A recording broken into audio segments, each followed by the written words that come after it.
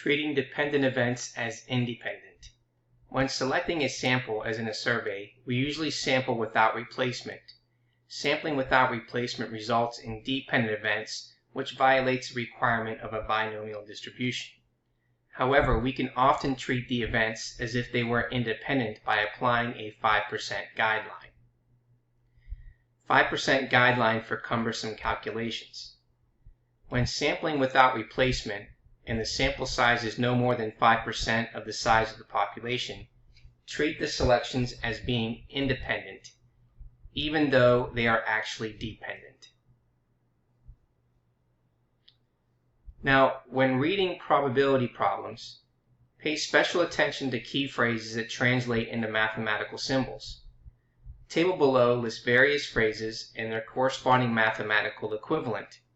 It is important to understand each example and translation below. So if we take a look at the first one, at least or no less than or greater than or equal to. The math symbol, you can see that the arrow is pointing to the right with a line underneath it because that represents the equal part. An example would be the following. The probability of x is greater than or equal to 3. We start at the value of 3 because it says greater than or equal to 3. Continue with 4, 5, and so on. And here's the translation. 3 or more, including 3. Next, we have more than or greater than. In this scenario, we have the arrow pointing to the right with no line underneath it. So an example would be the following. The probability of x being greater than 3. So here we're starting at 4 because we're not including the 3, so we're going 4, 5, and so on.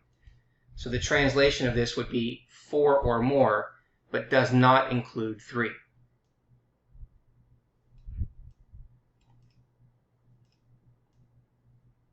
Okay, next.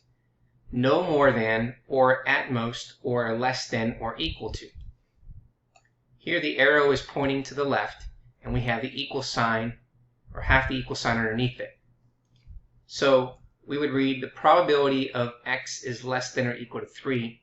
We're starting at 3 and then going down. So 3, 2, 1, 0, and so on. So we're including 3 because of the equals. So therefore, 3 or less is including 3 for the translation. Okay, the next one is fewer than or less than. Here we can see that the arrow is going to be pointing to the left and there's no line underneath it. So when we would say the probability of x being less than 3, that means all the numbers that are less than 2. So we would say 2 or less, but does not include 3. Exactly or equals or is. In this case, we have the equal sign. So an example would be the probability of x is equal to 3 means that's exactly 3, which is just the number 3. The translation would be exactly 3 and only 3. Now again, looking at the asterisk, the probability of x is greater than 3 is equal to 4, 5. This means you cannot include 3, but it can include 3.00000001 and more. The other one is probability of x is less than 3. Okay, here we can see that it's going to be 2 and then everything less than 2. So that means you cannot include 3, but it can be 2.9999999 or less. Now let's have you try here. So here we have the probability of x is greater than or equal to 7, and this is equal to 7, 8, 9. What would the translation be? Well, the translation would be 7 or more, including 7. Next, we have the probability of x, which is greater than 15. That means you're starting with 16 and then 17. So we would say the translation would be 16 or more, not including 15. Okay, here we have probability of x is less than or equal to 4. So that means everything from 4 and less than 4. So the translation would be 4 or less, including 4.